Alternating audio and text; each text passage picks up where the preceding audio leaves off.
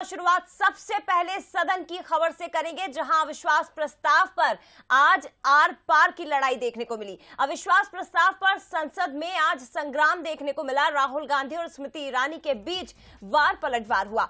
प्रधानमंत्री के लिए मणिपुर हिंदुस्तान नहीं है, ये राहुल गांधी ने कहा जब वह विश्वास प्रस्ताव पर सदन में बोलने के लिए खड़े हुए। मणिपुर को दो भागों में बांट दिया है, मणिपुर को तोड़ दिया है। पीएम मोदी अब तक मणिपुर नहीं गए। मैंने मणिपुर में महिलाओं से बात की, मणिपुर में हिंदुस्तान की हत्या हुई है। देशद्रोही तक का आरोप राहुल गांधी ने आज सदन में बैठकर प्रधानमंत्री मोदी और पूरी सरकार पर लगा दिया। कहा कि देश की आवाज ही भारत माता है, लेकिन आप भारत माता के हत्यारे हो। सरकार ही नहीं चाहती कि मणिपुर में शांति हो। ये बातें राहुल गांधी ने आज सदन में कही है। क्या कुछ कहा, जरा सुन लीजिए। हिंदुस्तान की हत्या की है, सिर्फ मणिपुर की नहीं, हिंदुस्तान की हत्या की है। इनकी राजनीति ने मणिपुर को नहीं, हिंदुस्तान को मणिपुर में मारा है। हिंदुस्तान को कत्ल किया है, हिंदुस्तान का मर्डर किया है मणिपुर में। रावण दो लोगों की सुनता था, मेघनाथ और कुंभकर्ण। वैसे ही नरेंद्र मोदी दो लोगों की सुनते हैं, अमित शाह और अडानी। लंका को हनुमान ने नहीं जलाया था, लंका को रावण के अहंकार ने जलाया था। राम ने रावण को नहीं मारा था, रावण के अहंकार ने रावण को मारा था। आप पूरे देश में केरोसिन फेंक रहे हो, पूरे देश में आप केरोसिन फेंक रहे हो। आपने मणिपुर में केरोसिन फेंकी और फिर चिंगारी लगा दी। अब आप हरियाणा में कर रहे हो, पूरे देश को आप जलाने में लगे हो। आप पूरे देश में भारत माता की हत्या कर रहे हो। तो राहुल गांधी ने मणिपुर के साथ साथ हरियाणा का भी जिक्र कर दिया और राहुल के इस भाषण पर जवाब दिया स्मृति ईरानी ने। भारत मां की हत्या की बात कही। भारत मां की हत्या की बात आखिर क्यों कही, ये सवाल स्मृति ईरानी ने राहुल गांधी से पूछा। उन्होंने पूछा, मणिपुर देश का अंग है, लेकिन भारत माता की हत्या की बात पर कांग्रेसी ताली क्यों बजाते हैं? मणिपुर खंडित नहीं बल्कि देश का अभिन्न अंग है, ये बात स्मृति ईरानी ने सदन में कही है। आज इस सदन में उल्लेख हुआ है कि ये यात्रा में गए और यात्रा में क्या आश्वासन दिया कि अगर इनका बस चले तो धारा 370 ये पुनः स्थापित कर दे। धारा 370 की वजह से कश्मीर की बेटियों को दहेज के लिए अगर प्रताड़ित किया जाता था तो वहां की बेटियों के पास कानून का सहारा नहीं था, क्योंकि इन्होंने धारा 370 लगाई। आज जो भग गए हैं सदन से, उनसे कहना चाहती हूं कि इस देश में ना धारा 370 लौटेगी। इस देश में कभी भी पंडितों को रलिव सलिव गलिव का धमकी कोई देने वाले बचेगा नहीं। और चलिए इसी पर ज्यादा चर्चा हम करेंगे। विश्लेषण करने के लिए हमारे साथ न्यूज हेड शरद द्विवेदी जी इस वक्त नेक्स्ट स्टूडियो से लाइव जुड़ गए हैं। सीधे उनका रुख करते हैं। शरद जी, 2019 में राहुल गांधी के सामने हमने स्मृति ईरानी को देखा था और आज सदन में एक बार फिर से हमें वही दिखाई दिया। लेकिन आपसे समझना चाहूंगी सर, राहुल गांधी क्या आपको 136 या 137 दिन बाद बदले हुए से नजर आए? उनके भाषण में कितनी आक्रामकता आपको नजर आई सर? जी, आक्रामकता शब्द आपने उपयोग किया और पूरा भाषण उनका एक हमलावर भाषण था, जिसके जो प्रतीक थे वो प्रतीक बहुत ही आक्रामक, चुभने वाले जी। और लोकतांत्रिक स्वरूप की अगर हम बात करें तो भारतीय जनता पार्टी को तो इससे पीड़ा हुई ही होगी, लेकिन उन लोगों को भी पीड़ा हो सकती है जो ये अपेक्षा रखते हैं कि चाहे राहुल गांधी हों या फिर भारतीय जनता पार्टी के वरिष्ठ नेता हों, उनके बीच जब भी बात हो, सदन के भीतर सदन के बाहर बहस हो अविश्वास प्रस्ताव पर, तो वहाँ पर बातचीत का जो एक कहना चाहिए कि शैली हो, वो शैली मुद्दों पर केंद्रित हो और ये कहने के लिए बहुत आक्रामक और हमलावर भाषा का उपयोग क्या आवश्यक है, ये भी एक प्रश्न तो खड़ा निश्चित तौर पर होता है।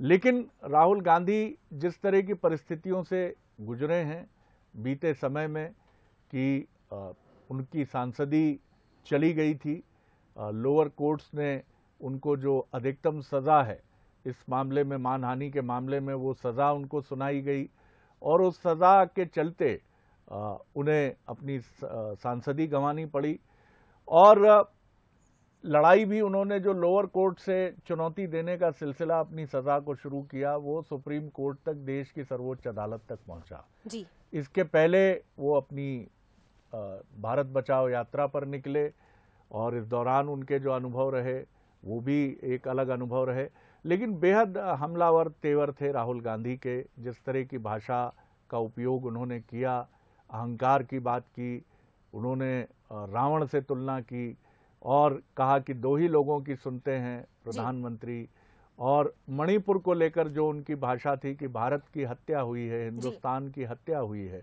ये तमाम विषय ऐसे हैं जो बहुत हमलावर हैं। और वैसा ही हमलावर भाषण स्मृति ईरानी का रहा और जिस तरह से उन्होंने राहुल गांधी पर एक के बाद एक हमला बोला और कश्मीरी पंडितों के मसले पर जिस तरह के घटनाक्रम कश्मीर में हुए हैं उनको लेकर उन्होंने कांग्रेस की तत्कालीन सरकार की चुप्पी पर सवाल खड़े किए और बीजेपी की तरफ से स्मृति ईरानी ने ये प्रस्तुत करने की कोशिश की कि क्या उस समय जो महिलाओं के साथ अत्याचार हुए थे उन अत्याचारों पर इस तरह की भाषा का उपयोग करना क्या उचित होता कि भारत की हत्या हुई है। यानी कि ये कहा जाए सर कि राहुल गांधी ने जहां मणिपुर का जिक्र किया, हरियाणा का जिक्र किया, जहां हिंसा की खबरें सामने आई, तो स्मृति ईरानी ने भी कश्मीर के उनके कार्यकाल को गिना दिया कि जब 370 नहीं था तो उस वक्त क्या कुछ हालात वहां पर बने हुए थे। अब बने रहेगा सर, हमारे साथ दो राजनीतिक मेहमान भी इस वक्त जुड़ गए। डॉक्टर हितेश वाजपेयी जी बीजेपी प्रवक्ता हमारे साथ जुड़े हुए, साथ ही सुशील आनंद शुक्ला जी कांग्रेस संचार प्रमुख है, हमारे साथ जुड़ गए हैं। आप दोनों का बहुत स्वागत है सर। डॉक्टर हितेश वाजपेयी जी, सबसे पहले मैं आपके पास ही आना चाहूंगी। 138 दिन बाद जब राहुल गांधी सदन में पहुंचे तो इंतजार किया जा रहा था कि आखिर अविश्वास प्रस्ताव पर किस तरह से जवाब दिया जाएगा, क्या बोलेंगे राहुल गांधी। कई बड़ी बातें कही, आप देश में हिंसा भड़का रहे हैं, देश में आपने हत्याएं की है, मणिपुर की हत्या की है, इस तरह की बातें। और खास तौर पर आपने भी सुना होगा सर राहुल गांधी का भाषण, उन्होंने कहा कि मेरी एक मां यहां बैठी है और एक मां मेरी मणिपुर में, जिसकी हत्या आप लोगों ने कर दी। देखिए, चूंकि बंसल न्यूज का डिस्कशन है, शरद जी बैठे हैं और सुशील आनंद शुक्ला जी जैसे विद्वान प्रवक्ता भी साथ में हैं, स्वाभाविक है कि कांग्रेस और भाजपा एक दूसरे के वक्ताओं की तारीफ तो नहीं करेंगे, ये एक राजनीतिक मजबूरियां होती हैं। लेकिन मैं यदि उस मजबूरी को किनारे रखकर एक वाकई में श्रोता के नाते, क्योंकि विपक्ष के नेता को सुनना चाहिए, अटल जी को भी लोग सुना करते थे, इस रूप में यदि मैं आलोचना करूं तो मैं पाता हूं कि एक तो तथ्यात्मक बातचीत नहीं हुई, 1 2 3 4, वो होती तो शायद सरकार और जवाबदेह बन पाती। उसकी बजाय बिल्कुल राहुल गांधी जी ने तालियों के लिए, अपने समर्थकों के लिए भाषण दिया है जी। ऐसा मैं कह सकता हूँ, क्योंकि ये पल महत्वपूर्ण था मणिपुर को लेके। और हमेशा ये होता है, देखिए साहब, कि सरकार को तथ्य प्रस्तुत करने होते हैं, लेकिन तथ्यात्मक प्रश्न या तथ्यात्मक आग्रह जब विपक्ष का होता है तो सरकार कटघरे में आती तथ्य प्रस्तुत करती है। और यदि लूज स्टेटमेंट हो जाता है तो ठीक है, आप सुर्खियां बना सकते हैं कि मेरी मां की हत्या हुई राहुल गांधी, ऐसे करके हेडलाइन हो जाएगी, लेकिन उससे किसी को लाभ नहीं होगा क्योंकि उसमें कोई तथ्य नहीं है। एक डायलॉग जैसा रहेगा, समर्थकों में उत्साह भी आ सकता है, लेकिन देश के जो लोग जवाब चाहते हैं या जो लोग वाकई में विषय का अन्वेषण चाहते हैं उनको निराशा हुई, ये जरूर मैं कह सकता हूँ। ठीक है सर, बने रहेगा। हमारे साथ सुशील आनंद शुक्ला जी भी जुड़े, उनसे एक रिएक्शन ले लूं, उसके बाद फिर मैं एक और अगली बड़ी खबर जिस पर हम चर्चा करेंगे। सुशील आनंद शुक्ला जी, शरद जी भी हमारे साथ जुड़े हुए हैं और हितेश जी, उनको आपने सुना होगा, तथ्यात्मक बातें सदन में राहुल गांधी ने नहीं की, काफी बेसब्री से इंतजार उनका किया जा रहा था। लेकिन बात यह भी हुई कि रावण से तुलना प्रधानमंत्री नरेंद्र मोदी की कितना उचित। सर, शब्दों की मर्यादा का भी ध्यान थोड़ा सा रखना चाहिए था, आपको लगता है ऐसा? देखिए, सवाल यहाँ शब्दों की मर्यादा का नहीं है, सवाल ये उठता है कि देश का एक राज्य जल रहा है, लगातार जल रहा है, और देश की सबसे बड़ी पंचायत में उसके बारे में बहस करने से सत्तारूढ़ दल भग रहा है। सत्तारूढ़ दल उसमें एक शब्द नहीं बोलना चाहता है। प्रधानमंत्री जी संसद में जो अविश्वास प्रस्ताव आता है उसके बारे में शुरुआत स्वयं करना चाहते हैं, लेकिन मणिपुर के बारे में एक शब्द नहीं बोलते हैं। 50,000 से अधिक लोग विस्थापित हो चुके हैं, 5,000 से अधिक घर वहां पे नष्ट किए जा चुके हैं, 100 से अधिक लोगों की मौतें हो चुकी है। स्वयं केंद्र सरकार की प्रतिनिधि गवर्नर आगे आके बोल रही हैं कि मणिपुर में जो कुछ हो रहा है वो बेहद ही असहनीय है। उसके बाद आपको क्या लगता है कि विपक्ष से आप 100 में सरल और सरकार की तारीफ की अपेक्षा की जानी चाहिए? निश्चित तौर पर राहुल गांधी जी ने जो किया है वो इस देश की जनता की आक्रोश की अभिव्यक्ति है और आवश्यक है। इस देश की इतनी बड़ी पंचायत में राहुल जी की शैली में इसका विरोध नहीं होगा तो कैसे विरोध होगा? आक्रोश मणिपुर व्यक्त में जो हो करने का रहा, ये तरीका, मणिपुर में सर, जो कितना उचित है? ठीक है सर, ठीक है सर। शरद जी एक रिएक्शन सर। देखिए, मुझे लगता है कि दोनों ही पक्षों के बीच में जो विश्वास और सौहार्द का एक पुल हुआ करता था, जो इस देश की परंपरा है, मैं नहीं कहूंगा कि वो पूरी तरह क्षतिग्रस्त हो गया है, टूट गया है, लेकिन उसको चोट बहुत पहुंची है।